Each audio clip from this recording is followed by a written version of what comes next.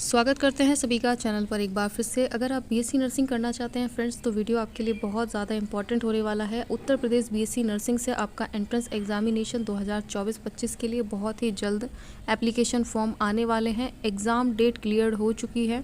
अगर यहाँ पर आपको नहीं पता है एग्ज़ाम डेट क्या है, तो चलिए पूरा वीडियो वॉच करते हैं। उससे पहले मैं आपको क्लियर कर देना चाहती हूँ फ्रेंड्स, अगर आप बॉयज़ हैं या फिर आप गर्ल्स हैं, उससे कोई भी यहाँ पर इफ़ेक्ट नहीं पड़ने वाला। बस आपने यहाँ पर 12th पास किया होना ज़रूरी है अगर आप इस एग्ज़ाम में बैठना चाहते हैं।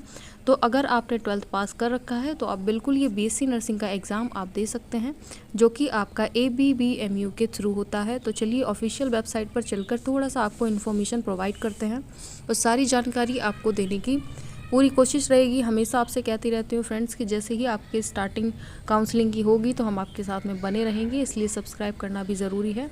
एप्लीकेशन फॉर्म आएंगे, आपको इन्फॉर्म कर देंगे जब कभी भी आने वाले होंगे। हालांकि यहाँ पर देखिए मैं ऑलरेडी क्लियर कर चुकी हूँ कि आपके जो एप्लीकेशन फॉर्म है वो अप्रैल में आ जाते हैं, ठीक है।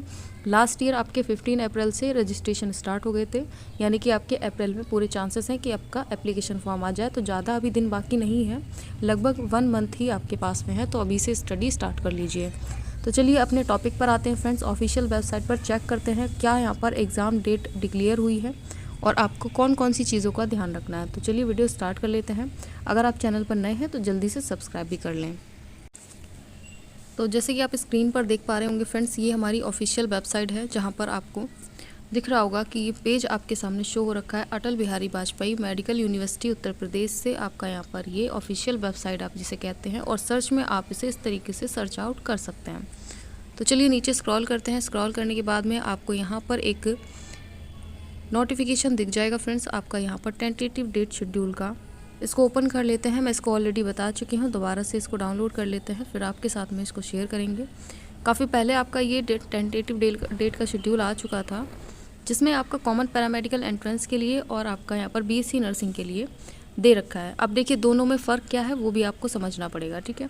तो सबसे पहले तो बीएससी नर्सिंग की बात करते हैं। तो यहाँ पर बीएससी नर्सिंग में आप पोस्ट बेसिक करना चाहते हैं या फिर एमएससी नर्सिंग करना चाहते हैं, तो उसके लिए जो डेट रखी गई है वो 2/6/2024 संडे का डे रखा गया है। कॉमन पैरामेडिकल एंट्रेंस टेस्ट में बैचलर पैरामेडिकल है और यहाँ पर मास्टर्स के लिए है, ठीक है। तो यहाँ पर डेट रखी गई है 9/6/2024। अब दोनों फिर डिफरेंस की बात कर लेते हैं। यहाँ पर कौन कौन से छात्र हैं जो यहाँ पर कर पाएंगे। अब देखिए अगर आपने यहाँ पर बीएससी की बात करें तो फिज़िक्स, केमिस्ट्री और बायोलॉजी से अगर कर रखा है अपना 12th, तो यहाँ पर आप सिर्फ और सिर्फ अपना बीएससी नर्सिंग में पार्टिसिपेट कर सकते हैं।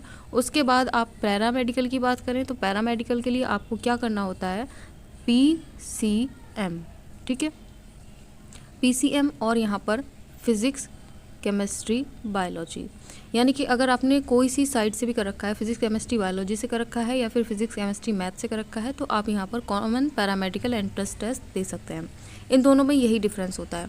बस यहाँ पर आपको क्लियर रखना है कि जो बीएससी नर्सिंग का एंट्रेंस टेस्ट होगा, जिस स्टूडेंट ने यहाँ पर मैथ साइड से किया हुआ है वो छात्र यहाँ पर एलिजिबल नहीं है। वो इसका जो एग्ज़ाम होने वाला है एंट्रेंस एग्ज़ाम में वो नहीं बैठ सकता, वो एप्लीकेशन फॉर्म भी नहीं भर सकता है, ठीक है। तो ये चीज़ें आपको क्लियर होनी चाहिए। अब चलिए थोड़ा प्रोस्पेक्टस के पास चलते हैं, तो वहाँ जाकर के थोड़ा सा आपको इन्फॉर्म करते हैं आपके सिलेबस के अकॉर्डिंग किस तरीके से आपका सिलेबस रहता है और क्या क्या आपको यहाँ पर मार्क्स देखने को मिलेंगे, कितने मार्क्स का होगा, कौन सा सब्जेक्ट आपके कितने मार्क्स का रहने वाला है। तो चलिए पहले वो भी इन्फॉर्म करते हैं आपके साथ में। तो चलिए वो भी चेक कर लेते हैं कौन सा सब्जेक्ट आपका कितने मार्क्स का रहने वाला है। तो चलिए उसको भी एक बार डाउनलोड कर लेते हैं। तो यहाँ पर आने के बाद में आप उसको ओपन करेंगे, click here to view detail पर जाएंगे। ओपन होकर के आ जाएगा एक नया पेज, जहाँ पर आपको नीचे स्क्रॉल करना है और ये इन्फॉर्मेशन ब्राउचर आपको डाउनलोड कर लेना है यहाँ से। तो ये आपके पास में अवेलेबल होना चाहिए। इसमें आपकी सारी प्रॉब्लम्स का सॉल्यूशन है, जो भी आपको डाउट होते हैं वो सब यहाँ पर क्लियर हो जाते हैं, ठीक है। तो चलिए यहाँ पर देखते हैं। सबसे पहले तो अपना सिलेबस के बारे में थोड़ा सा हमें डिस्कस करना है। तो सिलेबस क्या रहेगा आपका, कितने मार्क्स का आपका क्वेश्चन पेपर आता है, और यहाँ पर देखिए आपको OMR शीट मिलती है, ध्यान रखेंगे। और कोई भी अपने पास से इंस्ट्रूमेंट या फिर कोई भी ऐसा चीज़ लेकर के आपको नहीं जाना जो आपको पेपर में जा कर के प्रॉब्लम क्रिएट करे। तो यहाँ पर देखिए जो एग्ज़ामिनेशन होगा आपका यहाँ पर OMR शीट पर होगा, आपको ऑब्जेक्टिव टाइप क्वेश्चन देखने को मिलेंगे। उसके बाद यहाँ पर देखिए आपके जो नंबर रहने वाले हैं, कितने नंबर का होगा आपका, 200 मार्क्स का रहेगा और एक आंसर सही करने पर आपको 1 मार्क मिलने वाला है। एग्ज़ामिनेशन आपका इंग्लिश में होगा। हिंदी के लिए काफ़ी ज़्यादा छात्र परेशान रहते हैं कि इंग्लिश में होगा या हिंदी में होगा, तो ABB MU के थ्रू जो एग्ज़ाम रहेगा वो इंग्लिश में ही आता है, इस बात का ध्यान रखेंगे। सिलेबस की बात करते हैं तो सिलेबस आपका किस तरीके से रहेगा। तो नर्सिंग एप्टीट्यूड आपसे यहाँ पर 20% आपसे सिलेबस पूछा जाएगा। फिजिक्स भी 20% है, केमिस्ट्री, बायोलॉजी, इंग्लिश और जनरल नॉलेज आपसे पूछा जाएगा, ठीक है। यानी कि आपका जो इंटरमीडिएट का जो यहाँ पर सिलेबस है कम्प्लीटली वही है, उससे अदर कुछ भी बाहर से नहीं आता है, उसको अच्छे से आप पढ़ के रखें। और जनरल नॉलेज आपको पढ़नी है बहुत अच्छे तरीके से, और नर्सिंग एप्टीट्यूड पर आपको बहुत ज़्यादा ध्यान देना है। और यहाँ पर देखिए ये क्वालिफाइड मार्क्स हैं, जो कि आप क्वालिफाइड हैं सिर्फ़ और सिर्फ काउंसलिंग के लिए। इस बात का आप ध्यान रखें, इतने मार्क्स पर कॉलेज तो नहीं मिलता है, सिर्फ़ और सिर्फ काउंसलिंग कराने के लिए इतने मार्क्स होना ज़रूरी है। अदरवाइज़ आप नॉट क्वालिफाइड फॉर काउंसलिंग हो जाते हैं अगर आपके इतने मार्क्स नहीं आएंगे। और मार्क्स से रिलेटेड यहाँ पर देखिए, मान लीजिए यहाँ पर आपका जो 200 है, उसमें से आपके 200 में से यहाँ पर 50 परसेंटाइल होना ज़रूरी है। यानी कि 50 बोले तो यहाँ पर आपका 100 मार्क्स होना चाहिए। यानी कि इसका जो 50% होगा वो कितना होगा, यहाँ पर 100 ही तो होगा। तो इसी तरीके से आपको सारा इसका डिटेल आपको खुद निकालना है, ठीक है। तो इसको खुद समझना है। और काफ़ी ज़्यादा जो स्टूडेंट है वो परेशान होते हैं कि 50 मार्क्स समझते हैं इसको, ठीक है। ये 50 मार्क्स नहीं है, ये परसेंटाइल है। यानी कि 200 परसेंटाइल का जो 50% होगा वो कितना होगा, इसको हाफ़ कर दो, कितना होगा, 100 ही तो होगा। तो यहाँ पर 100 मार्क्स होना ज़रूरी है। सिर्फ और सिर्फ आपको जनरल कैटेगरी से बता रही हूँ कि अगर आपके 100 मार्क्स हैं तो आप यहाँ पर क्वालिफाइड फॉर काउंसलिंग है, ठीक है। आपके इसके नीचे अगर मार्क्स आएंगे तो आप क्वालिफाइड फॉर काउंसलिंग नहीं रहेंगे, ध्यान रखें। यानी कि काउंसलिंग कराने में आपको प्रॉब्लम आ सकती है।